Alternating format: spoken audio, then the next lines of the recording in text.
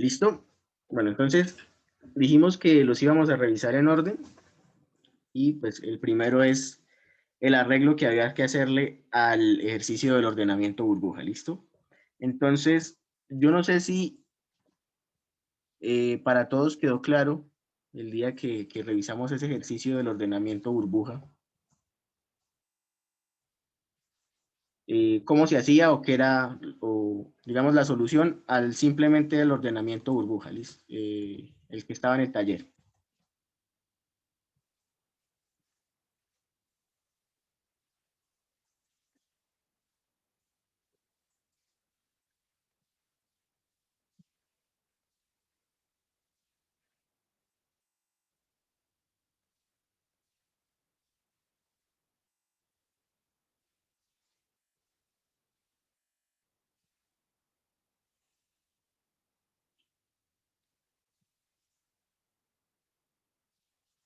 ¿Sí? O alguien quedó sin entenderlo,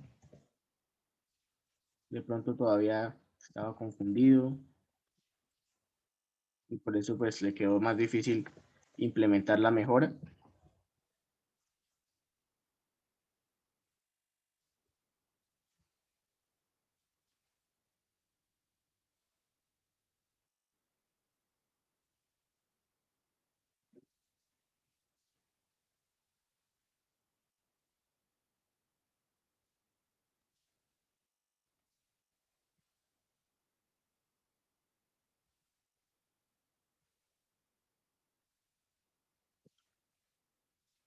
Bien. Bueno, vamos a mirarlo de todas maneras desde el ejercicio del ordenamiento burbuja, ¿listo? Entonces, eh, el ordenamiento burbuja básicamente nos va a agarrar un vector que está desordenado.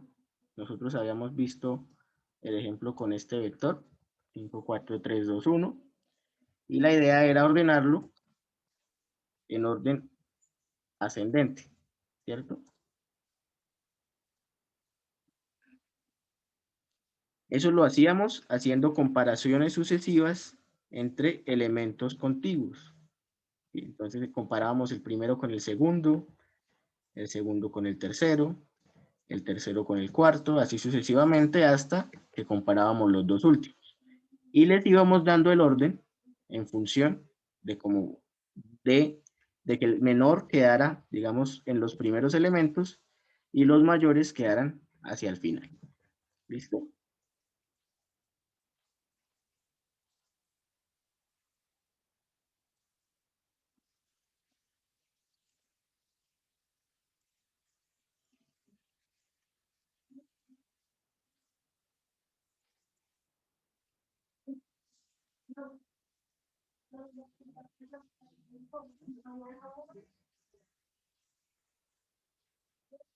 ¿Listo?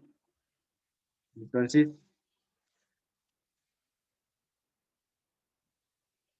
acá tenemos, bueno, vamos a declarar el vector, o bueno, vamos a declarar mejor el tamaño. En el ejercicio del taller 4 hablábamos de eh, 10 elementos, ¿cierto? Entonces vamos a declararlo en los 10 elementos, o sea, un tamaño de 10.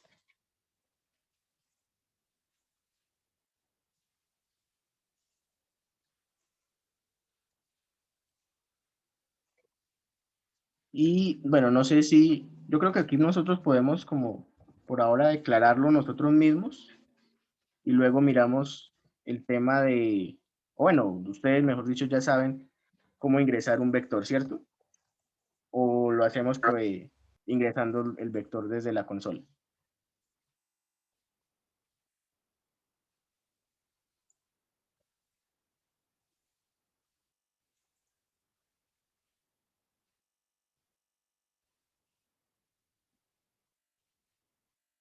Muchachos, no sé si me están escuchando. Sí, señor. Sí, sí, sí. Ok. Bueno, entonces vamos a hacerlo rápidamente ingresando el vector, ¿listo? Voy a declararlo vacío del tamaño 10. Para ingresar un vector, lo hacemos rápidamente. un for, ¿cierto?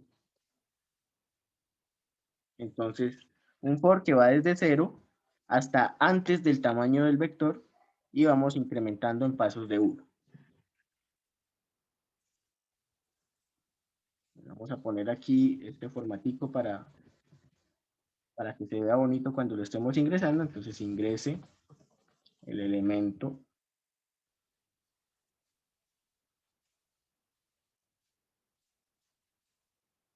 vamos a ponerle i, tenemos 2 puntos, espacio, y después acá vamos a guardar el vector en la posición i. Listo, con este for vamos a ingresar los 10 elementos y después pues vamos a imprimir los 10 elementos. Entonces digamos el vector ingresado es tal. Vamos a ponerle aquí un salto de línea. Y con un for, con el mismo for,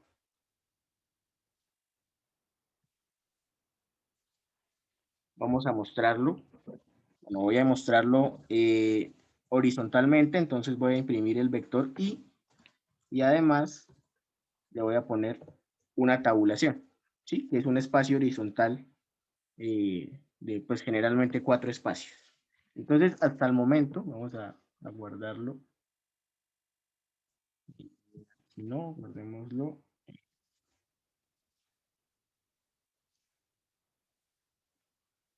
Parcial 2, ejercicio 1.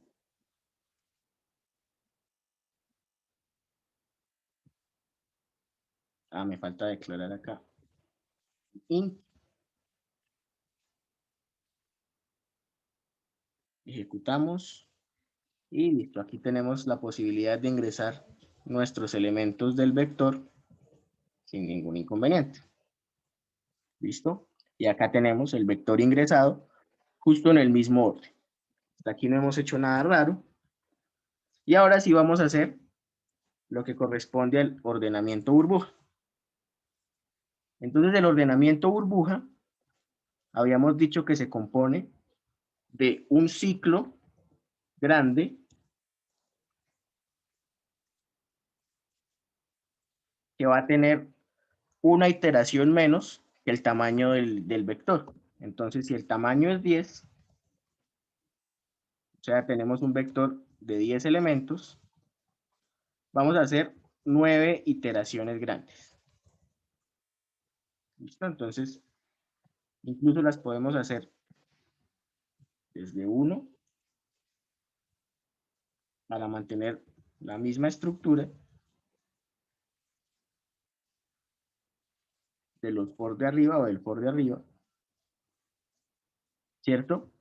Y cada una de esas 9 iteraciones, tenemos 9 iteraciones grandes, en cada una de esas 9 iteraciones íbamos a comparar elementos por pareja. Entonces comparábamos el primero con el segundo con el tercero con el cuarto, y así hasta comparar los dos últimos. Entonces, cada una de esas comparaciones, que son 9 también, van a ir dentro de otro for.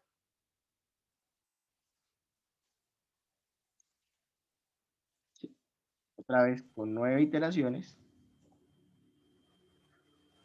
Y bueno, aquí debería hacerlo con J. Enviar la variable. Y lo que les decía, 9 comparaciones. Bien, ¿y en qué consisten esas comparaciones?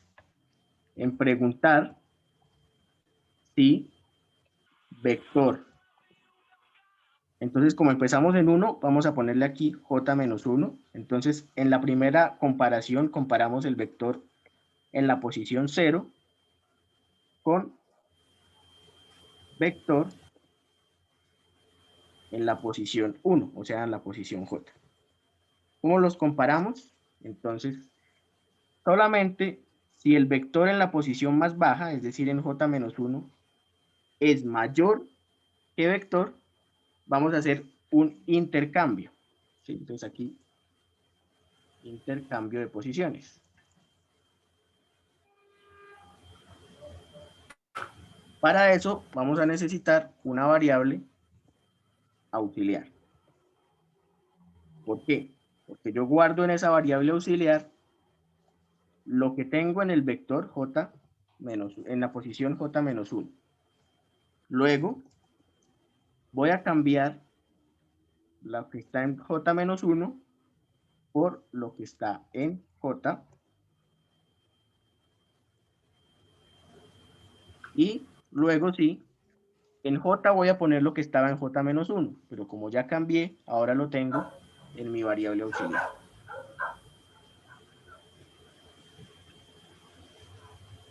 ¿Listo? Y ya, básicamente todo esto es el ordenamiento burbuja.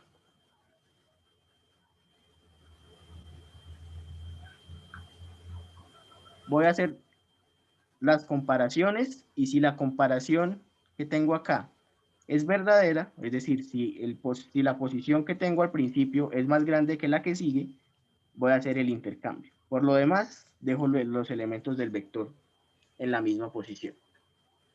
Al final, pues vamos a hacer la impresión, entonces voy a copiar esta misma estructura para imprimir el vector ordenado. Pues el vector ordenado, voy a ponerle aquí un salto de línea al principio, un enter, para que se vea, por si acaso arriba no lo dejé. El vector ordenado es, y la misma estructura para imprimir un vector. Un for desde i hasta antes del tamaño, y en cada iteración voy imprimiendo un elemento del vector. Yo creo que esto del ordenamiento burbuja había quedado claro para todos hasta Profe, antes del examen, ¿sí? ¿O hay alguna pregunta? ahí no haría falta poner, digamos, después de hacer el cambio de variables, igualar la variable auxiliar a 0. Sería una buena idea, sí, para evitar que quede almacenado algún elemento que no nos interese. ¿Sí? Digamos que no, esto es más por evitar, digamos, interferencias. No es que como tal el poner el 0 acá sea parte del algoritmo, sino para limpiar un poco la variable. ¿Listo? Vamos a ejecutar acá. Entonces yo voy a ingresar elementos en diferente orden.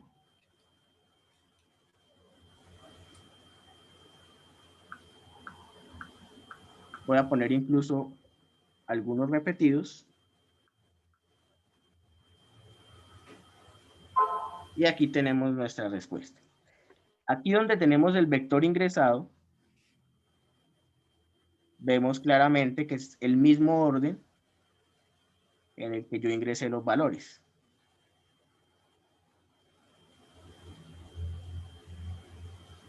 Y luego el vector ordenado, ya tenemos los elementos que ingresamos, pero ordenados de menor a mayor.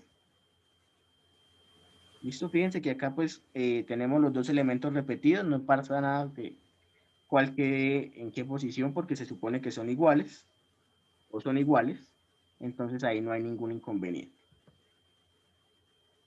Lo que yo esperaba es que ustedes ya tuvieran esta parte resuelta, ¿cierto? Porque para eso era el taller. Entonces, ahora sí viene el punto del examen. Dice que hay que realizar una modificación que consiste en hacer, bueno, en lugar de realizar 9 comparaciones en cada pasada, vamos a hacer 9, 8, 7 y 6 sucesivamente, porque no vamos a hacer todas las comparaciones cuando ya sabemos que los elementos al final ya van quedando ordenados. ¿Me explico?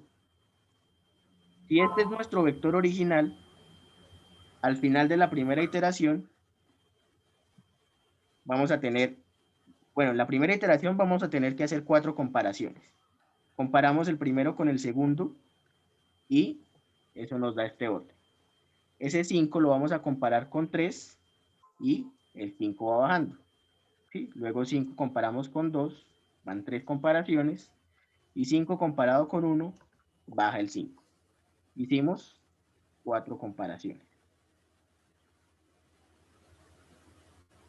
Ahora vamos a hacer, para la siguiente iteración, 3 comparaciones. ¿Sí? Entonces, aquí ya tenemos el vector de esta manera.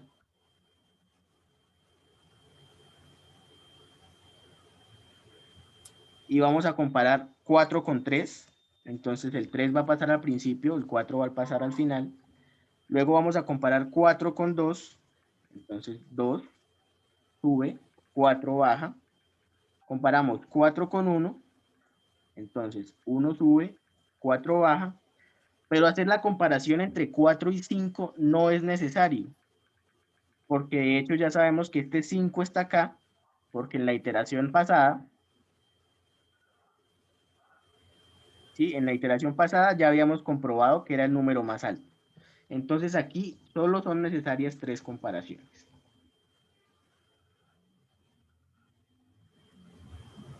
Y así va a pasar en la siguiente iteración. Aquí solamente vamos a hacer 2 comparaciones. 3 con 2 y me va a quedar 2, 3. Y luego 3 con 1. Queda 1, 3.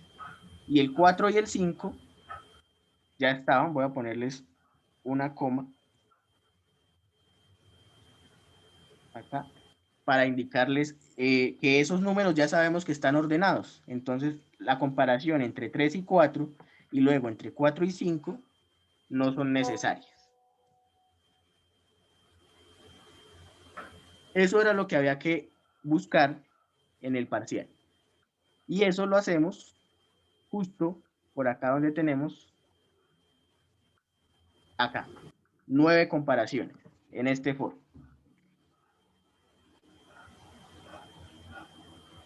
Ese for iba desde 1 hasta el tamaño, o sea, hacíamos 9 comparaciones porque el tamaño era 10, ¿sí? Pero en cada iteración tendríamos que irle restando de a 1. Y justamente eso es lo que vamos a hacer. Vamos a restarle i, que es la que está variando, la que está aumentando. Entonces en la iteración 1 le restaríamos 1, pero no, en la iteración 1 no queremos restarle nada. Vamos 1. Esa puede ser una modificación. ¿Sí? Simplemente modificamos hasta dónde llegamos. En la iteración 1 llegamos hasta antes de 10 menos 1 más 1, o sea, antes de 10 es 9 comparaciones. Si i vale 2, o sea, estamos en la segunda iteración, vamos a llegar hasta antes de 10 menos 2, 8, más 1, 9. Entonces, como es hasta antes de 9, van a ser 8 comparaciones. Si i vale 5, por ejemplo, tendríamos 10 menos 5, 5, más 1, 6. Y como vamos a llegar antes de 6, serían 5 comparaciones. Y así, hasta que finalmente vamos reduciendo el número de comparaciones en cada iteración. El resultado no lo vamos a apreciar, ¿sí? Porque nosotros simplemente estamos viendo el vector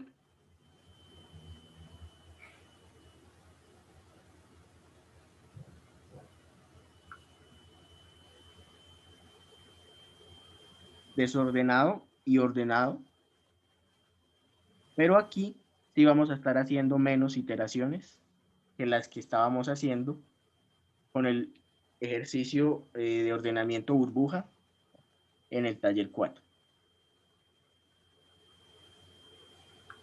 ¿Sí se entiende lo que hice?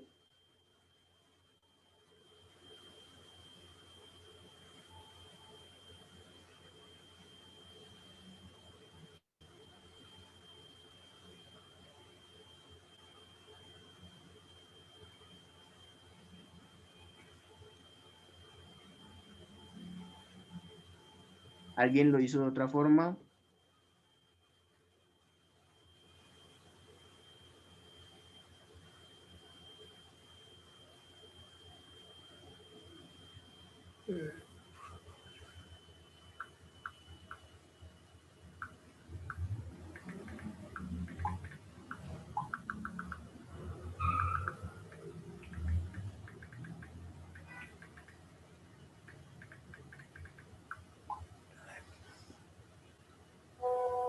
Bien, muchachos. ¿Alguna pregunta?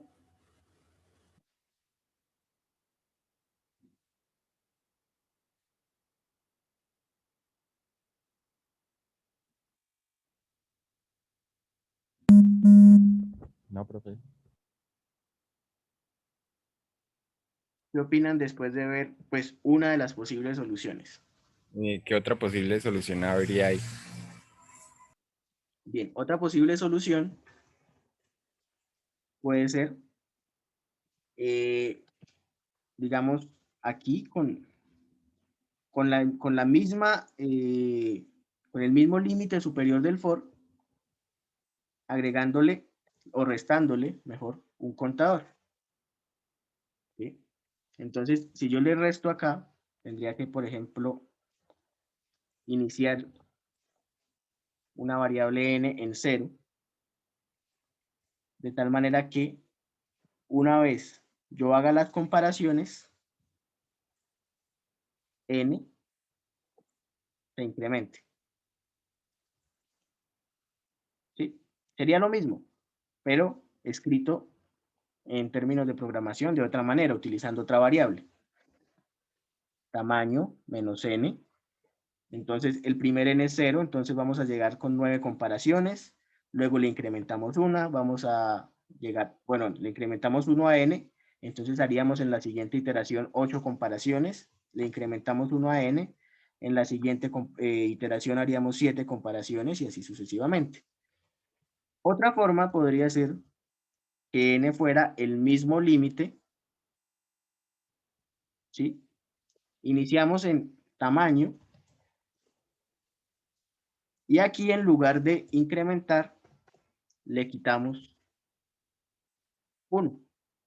Entonces, haríamos 9 comparaciones, luego le quitamos una, hacemos 8 comparaciones, luego le quitamos una, hacemos 7 comparaciones y así sucesivamente. ¿Sí? Fíjense que todas van, bueno, las que se me ocurren ahorita, van en torno al ciclo for.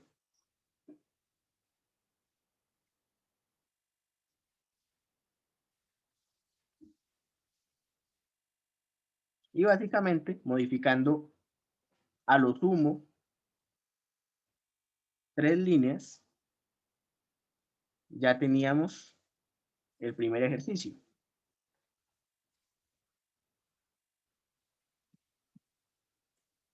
Complicado, fácil, raro, no sé. Yo creo, profe, que lo complicado es entender qué es lo que tocaba hacer, pues. Sí, yo también, como resolver el algoritmo, porque pues la modificación que usted dijo eso es mínima. Ok, o sea que el problema es que no fue claro qué era lo que teníamos que hacer.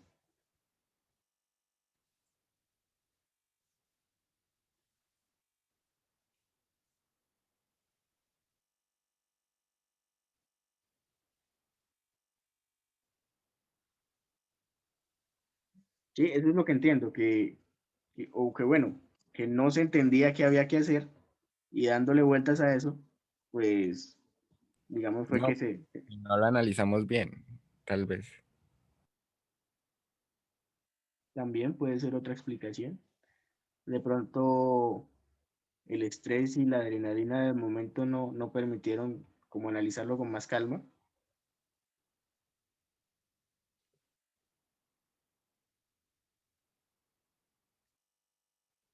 No sé si entre los que lo hicieron alguien lo hizo de otra forma.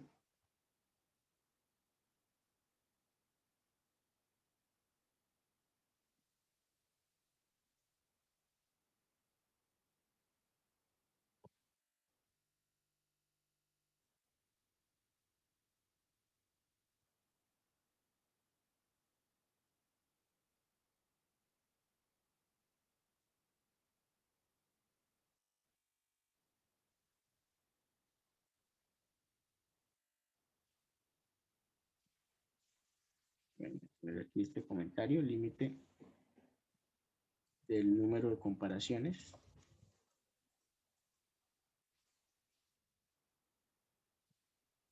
Y voy a ponerle aquí, así.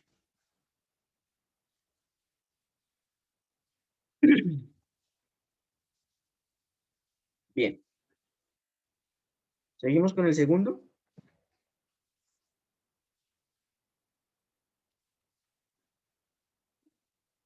Sí, señor.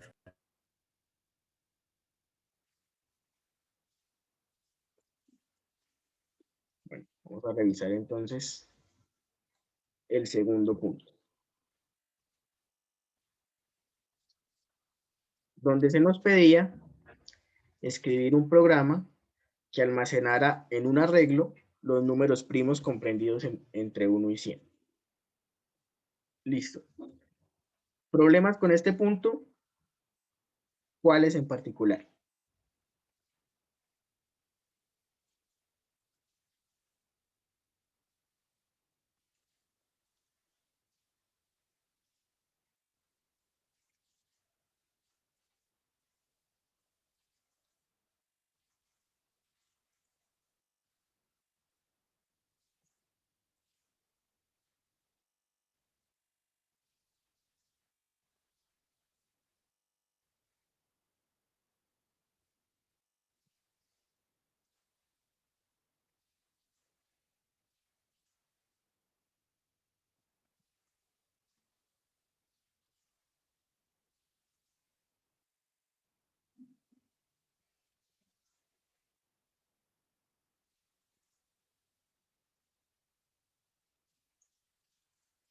¿Qué tan callado soy? ¿Cansancio? Se acercan las vacaciones, profe, es eso. Y yo ya creo que ya todos estamos con ansiedad por eso, pero bueno, hay que hacerlo hasta el final con energía y luego sí ya tomarnos el descanso, ¿listo? Bien, bueno, Franklin me dice que no supe cómo tomar el 2, el 3 y el 5. Esos son números primos. De hecho, podríamos considerar hasta el 1 como un número primo si lo planteamos con un algoritmo sencillo. No, profe, pues es que entonces si tomamos el 1 como número primo no sería correcto, porque el 1 no, no, técnicamente no es primo, según tengo entendido. Bueno, digamos que esa discusión pues ya no es tan importante, ¿no? O sea, para el punto para resolver esto. Ah, sí. Podríamos resolver el problema teniendo en cuenta el 1 como primo o teniendo en cuenta que el 1 no es un número primo. Pero Profe, con pues, el 2 y con el 3 y con el 5, ¿por qué inconvenientes? Porque no supimos cómo tomarlo.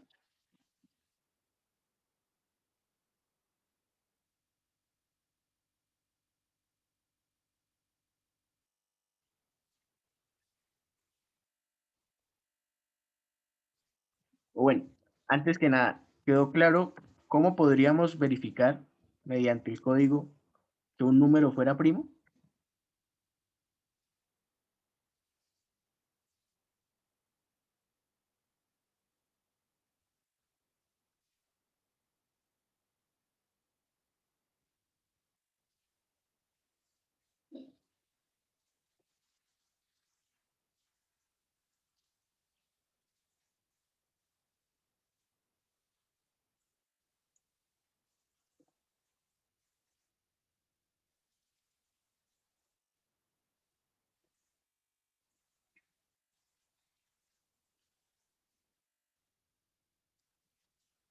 Bien, aquí decía los números del 1 al 100. Por ahora vamos a mirar los números del 1 al 100. Entonces yo voy a declarar aquí una constante que sea como el máximo y la voy a dar el valor de 100. Y para tener los números del 1 al 100, basta con un for. Desde 1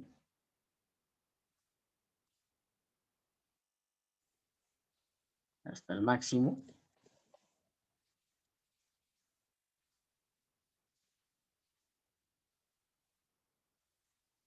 ¿Cierto? O sea, out. Y le voy a poner una tabulación.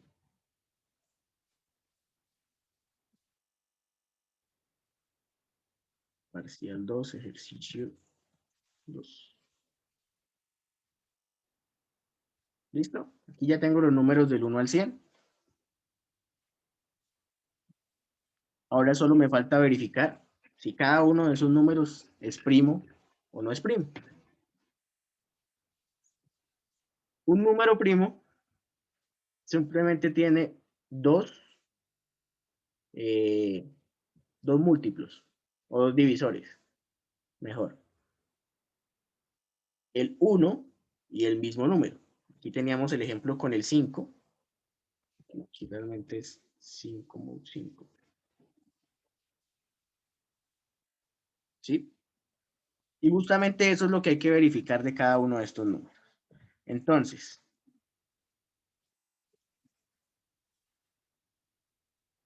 para verificarlo, hay que verificar también si el módulo de este número o del número que estamos analizando con los números anteriores hasta él coinciden con 0. Es decir, vamos a hacer un for desde 1, pero vamos a llegar solamente hasta ahí. ¿Listo? Y vamos a hacer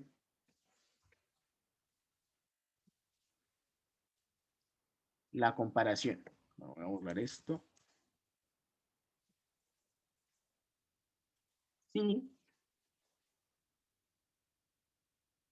El módulo entre I y J es igual a 0. Ya sabemos que si esto pasa, I es múltiplo de J.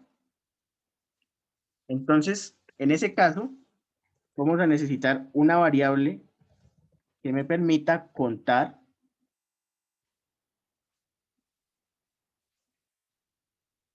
¿cierto? Que me permita contar cuántos múltiplos tiene el número I que yo estoy analizando. Entonces, este es el número que analizo.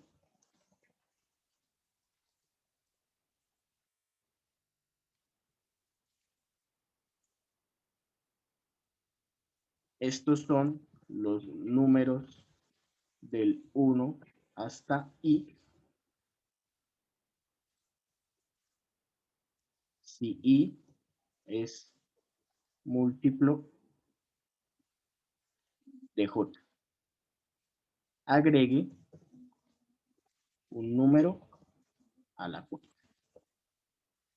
¿Listo? Entonces vamos a necesitar declarar esta variable contador, que la podemos declarar aquí por fuera, como 0. O podemos declararla de una vez aquí dentro de este for para que la cuenta se reinicie cada vez que yo voy a analizar si un número I es primo, ¿sí? Entonces voy a analizar cuántos múltiplos tiene un número desde 1 hasta el mismo número. ¿Sí? Una vez yo he hecho todo ese análisis, ¿sí? Entonces aquí ya sé, después de que termina este for, ya sé cuántos múltiplos, cuántos divisores tiene, o de cuántos números es múltiplo, y si ese número es 2,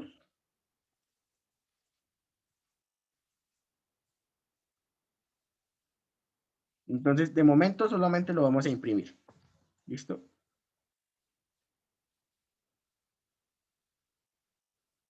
Y vamos a ponerle una tabulación. ¿Listo?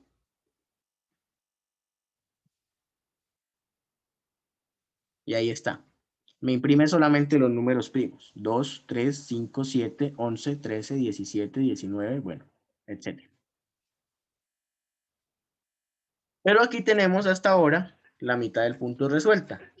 Nos falta almacenar en un arreglo.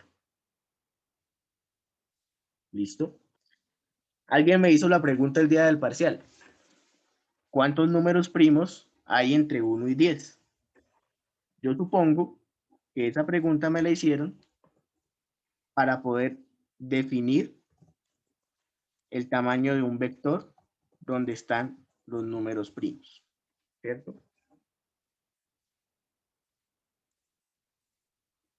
Como yo, bueno, podría contarlos y definir ese tamaño, digamos ahorita que ya los imprimí, podría contarlos y definir ese tamaño, pero si yo no los sé a priori o no los quiero contar, una forma sería definir ese vector esperando, al igual que en el taller, en uno de los ejercicios del taller, el peor de los casos, ¿sí? Entonces lo defino con el tamaño máximo. De tal manera que si yo voy a mirar del 1 al 100, entonces defino el vector con ese tamaño de 100, ¿cierto? Profe, y ahí, digamos, no se podría igualar a pues todos los elementos del cero y a la hora de imprimir los diferentes de cero. También puede ser, es una forma.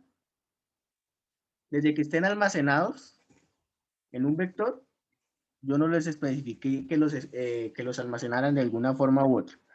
Entonces, lo que yo creo que usted hizo fue, los almacenó en el vector en la posición que les correspondía y en el momento de imprimir, solo imprimía los que eran diferentes de cero, ¿correcto? Sí, señor. Sí, es válido. Eso sería algo así. Ya tengo aquí mi vector, en este caso vector de 100 elementos. Entonces aquí, donde imprimí los números primos, es donde yo sé que ya el número que estoy analizando es primo. Entonces, aquí lo que voy a hacer es, digamos, vector primos sub i menos 1 para que se almacenen todos y empiece desde cero, es igual a i. Voy a quitar esta, voy a comentar esta impresión y simplemente los imprimo después con un for int desde i igual a 0, mientras i sea menor que máximo, y más, out, no, si vector primos, si i es diferente de 0, entonces imprima vector primos y aquí voy a ponerle otra vez el tabulador.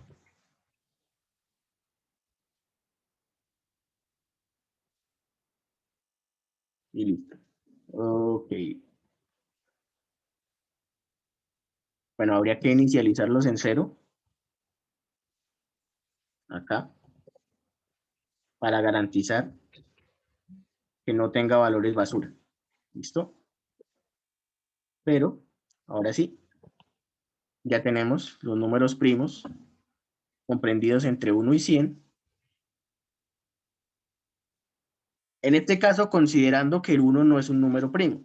Si nosotros queremos considerar al número 1 como un número primo, simplemente acá modificamos el condicional. No le ponemos que contador sea igual a 2, sino que contador sea menor o igual que 2. ¿Listo?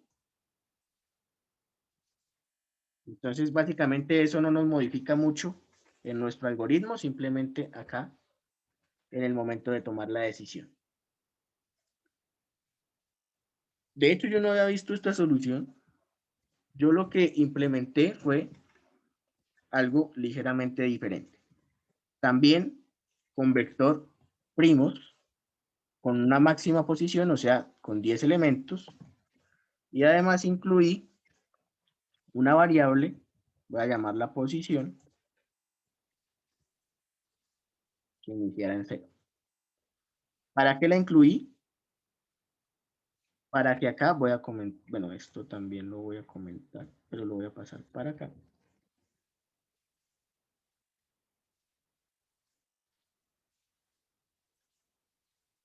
¿Sí?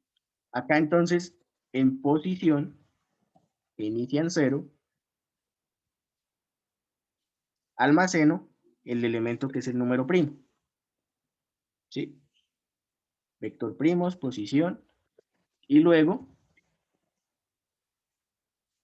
le agrego un número a posición para que cada vez que encuentre un número primo, yo lo vaya almacenando en ese vector, en el orden en el que van apareciendo.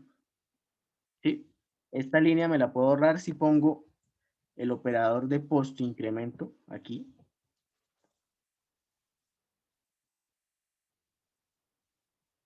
Y estoy almacenando los elementos primos en el vector justo como van llegando. Vamos a comentar esta parte.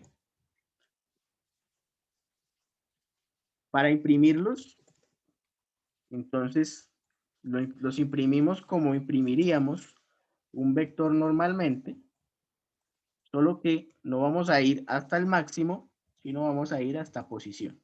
Posición nos va a indicar el número de elementos primos que fueron almacenados en el vector.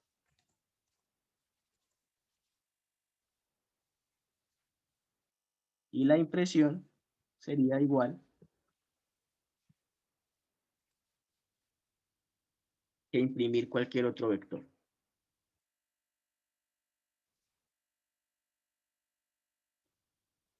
¿Listo?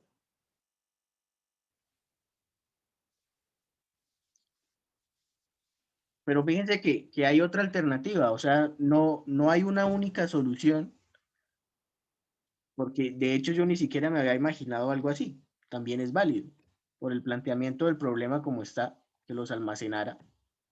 No hay ninguna restricción en qué orden los almacena. Y está haciendo la discriminación entre los números primos y los números no primos.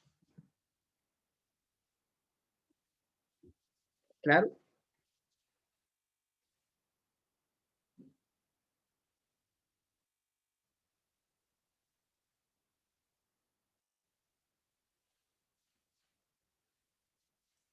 No sé si alguien implementó alguna cosa diferente todavía.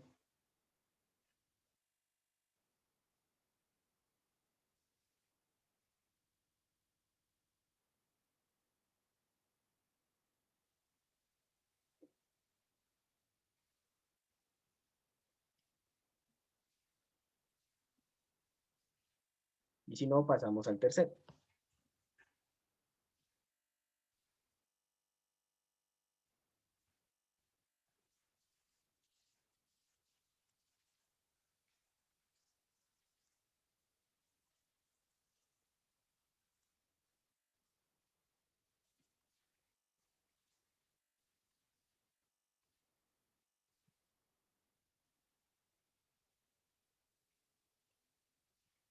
Bien, está bien hacerlo con un while. No es obligatorio o, digamos, no.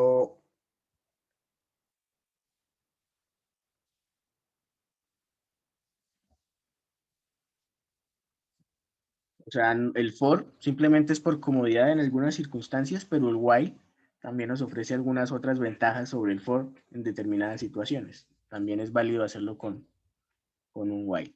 Tengo aquí algunos inconvenientes, voy a dejar de compartir y voy a volver a compartir.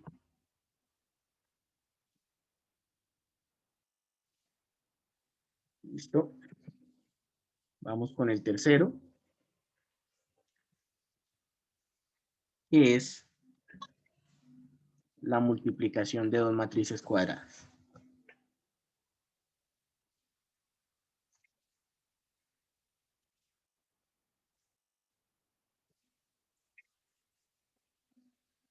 ¿Listo? Vamos a hacerlo lo más sencillo posible para entender la idea, sobre todo de cómo se hace el proceso de multiplicación. Porque digamos que si nos complicamos de pronto en tener en cuenta los tamaños de las matrices, pues ahí ya nos desgastamos mucho. Sí se puede, de hecho hubiera sido lo ideal, pero entonces vamos a ir al punto de la operación entre el producto de las dos matrices. ¿Listo?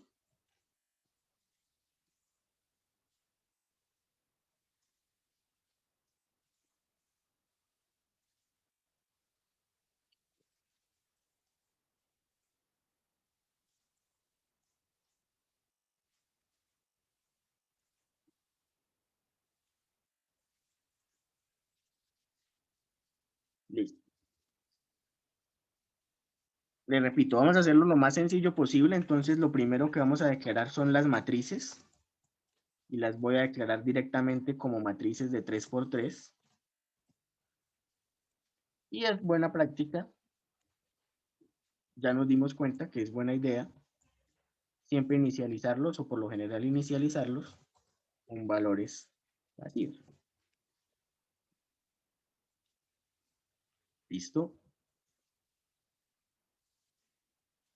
Vamos a hacer el ciclo de ingreso simplemente para entender cómo vamos a recorrer las dos matrices. Entonces, para ingresar una matriz, recuerden que tenemos que hacerlo elemento por elemento. Vamos a tener que ir primero por las filas y luego por las columnas.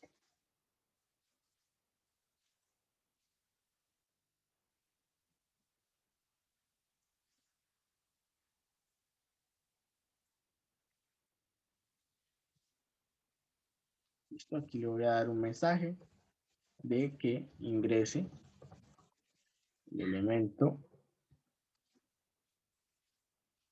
I, coma, J, bueno, sin comillas,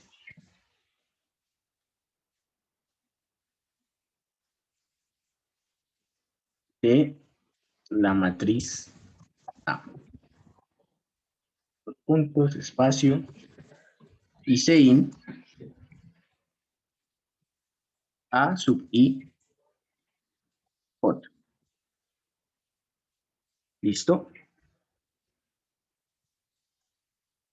Para ingresar la matriz B, vamos a tener una estructura similar. Voy a quitarle tantos espacios aquí.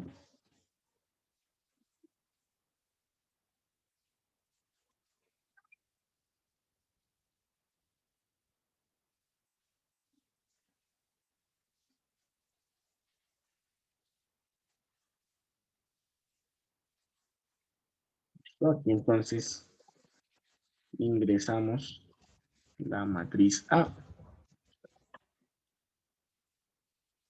Aquí ingresamos la matriz B.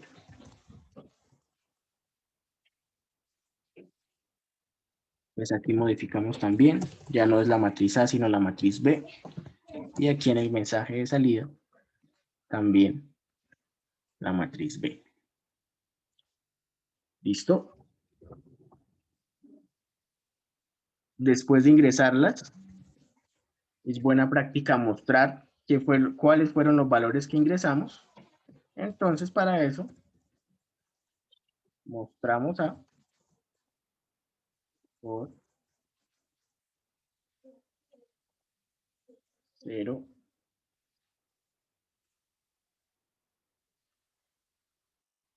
menor que 3, más,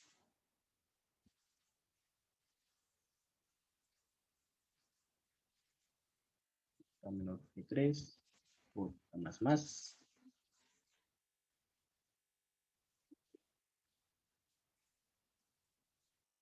Mostramos A en la fila I, columna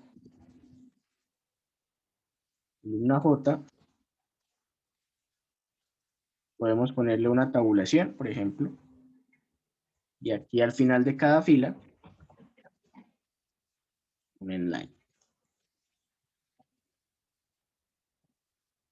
Y le podemos poner también al inicio un mensajito que diga, esta es la matriz A, dos puntos, enter.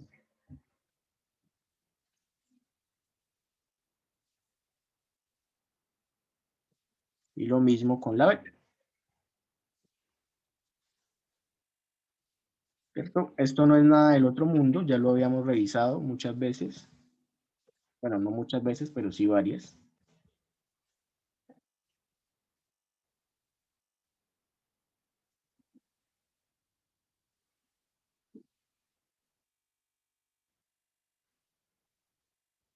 Y bueno, vamos a mirar qué pasó aquí. Ah, me faltó el punto y coma. Entonces aquí también me faltó el punto y coma.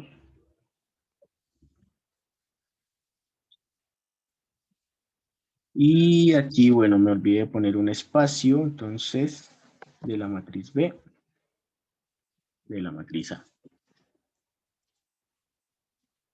Listo, ahí ingresamos nuestros elementos de la matriz. Ahora ingresamos la matriz B.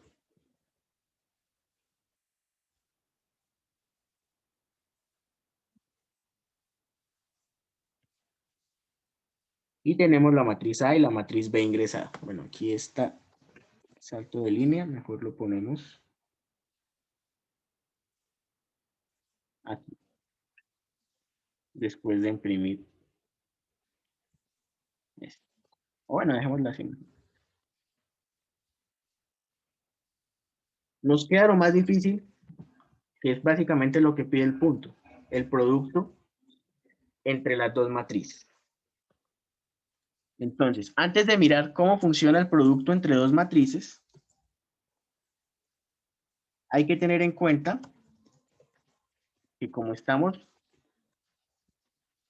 o que debemos iterar o encontrar elemento por elemento. De tal manera, son obligatorios los dos for para recorrer las filas y las columnas. Entonces, el for de las filas, el for de las columnas,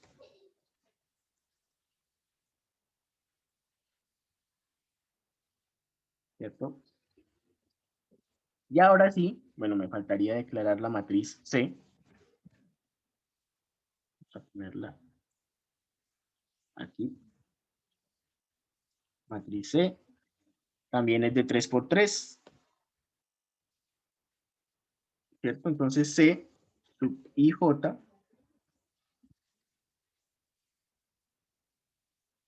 Y ahí es donde vamos a empezar el cálculo.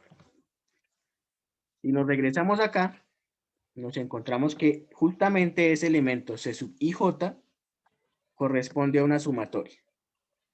Una sumatoria que va desde 0 hasta 2 y que multiplica el elemento de la fila I, columna K, de la matriz A, y el elemento de la fila K, columna J, de la matriz B. Es decir, C sub 0, 0 sería A sub 0, 0 por B sub 0 más A sub 0, 1 por B sub 1, 0 más A sub 0, 2 por B sub 2, 0. Aquí la sumatoria nos dice cómo plantear, o mejor, la sumatoria la planteamos en un for y sus límites nos dan los límites del for. Entonces después de aquí tendríamos otro for que va desde 0 hasta 2. Entonces 2 es cuando K es menor que 3. Y ahí es donde vamos a hacer la operación. Como es una sumatoria, el elemento inicia en 0, aunque realmente no es necesario inicializarlo en 0 ahí, porque aquí ya lo inicializamos en 0, pero es mejor tenerlo aquí explícitamente. Y cada vez que iteremos el valor de K, simplemente le vamos a sumar el elemento. Entonces, lo voy a hacer con esta nomenclatura abreviada, donde a C sub IJ le voy a estar sumando lo que corresponde a este producto. A sub I, K por B sub K, J. Es decir, A, I, K por B, K.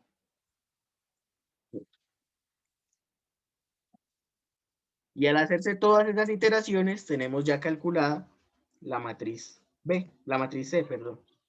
Finalmente, mostraríamos el resultado. Esta es la matriz C, que es igual a A por B, y mostrarla es tal cual como mostraríamos cualquier otra matriz. Ejecutamos. De nuevo acá. Me falta ponerle int. ¿Sí? Ahora sí. Ingresamos la matriz A. 2, 3, 4, 5, 6, 7, 8, 9. Ahora ingresamos la matriz B. 9, 8, 7, 6, 5, 4, 3, 2, 1. Y aquí tenemos ya los resultados. La matriz A, 1, 2, 3, 4, 5, 6, 7, 8, 9. La matriz B, 9, 8, 7, 6, 5, 4, 3, 2, 1. Y su producto, que es el que está aquí en la matriz C. ¿Listo? Lo clave está en este pedacito de código.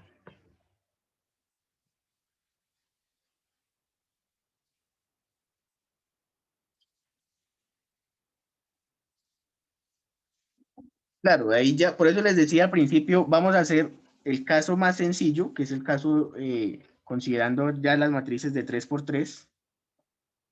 Y por eso aquí declaré de una vez las matrices con el tamaño 3×3. Pero nosotros podemos tener en cuenta filas de A, columnas de A, ¿cierto? Filas de B, columnas de B. Y sabemos por definición también que las filas de C serán las filas de A y las columnas de C serán las columnas de B, ¿cierto? Además, todo el código que está debajo lo tendríamos que incluir dentro de un if que me garantice que columnas de A debe ser exactamente igual a filas de B. ¿Sí? Ahí dentro de este if iría todo el procedimiento. Y por supuesto en el for tendríamos que tener en cuenta, si estamos en las matriz A, iría hasta filas de A y hasta columnas de A. Y así sucesivamente.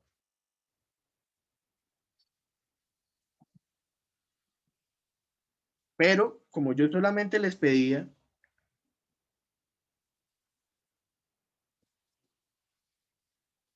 para una matriz de 3×3 o para dos matrices de 3×3, pues todo esto es, digamos, innecesario, pues no es recomendable, pero lo hubiéramos podido hacer directamente así. Ya sabíamos que una matriz de 3×3 nos va a dar 3×3, o incluso podríamos dejarlo, creo que como le entiendo a Jean-Paul, que lo hizo en general, para matrices cuadradas. Entonces aquí tendríamos un n, digamos, que sería el tamaño de las matrices, y todas serían de n por n, permitiendo al usuario, por ejemplo, ingresarle una matriz de 2×2, de 4×4, o bueno, dos matrices, y calcular su producto.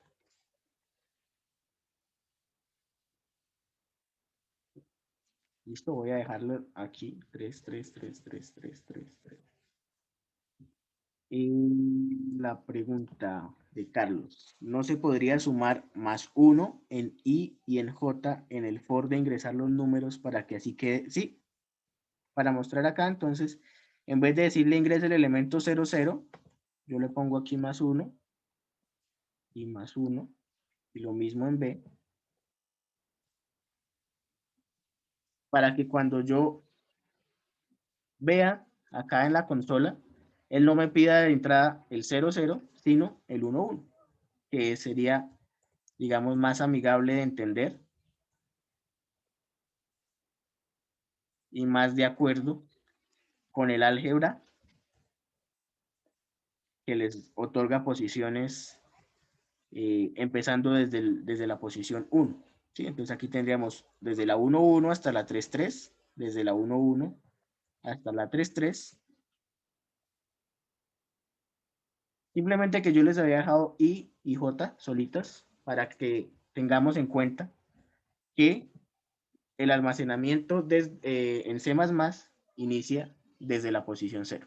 Pero sí, por formato deberíamos mostrarlo algo así. ¿Listo? ¿Cómo lo vieron ahora después de que ya lo resolvimos? Por lo menos acá, de una forma pues rápida, ¿no? Porque, y ya sin la presión del examen.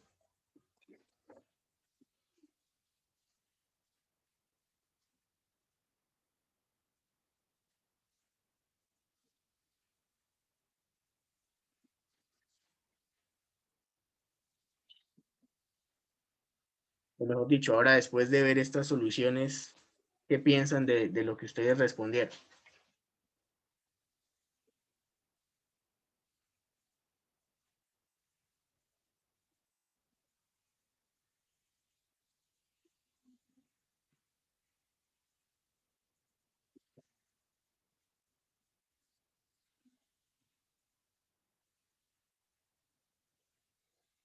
Bien, voy a parar la grabación.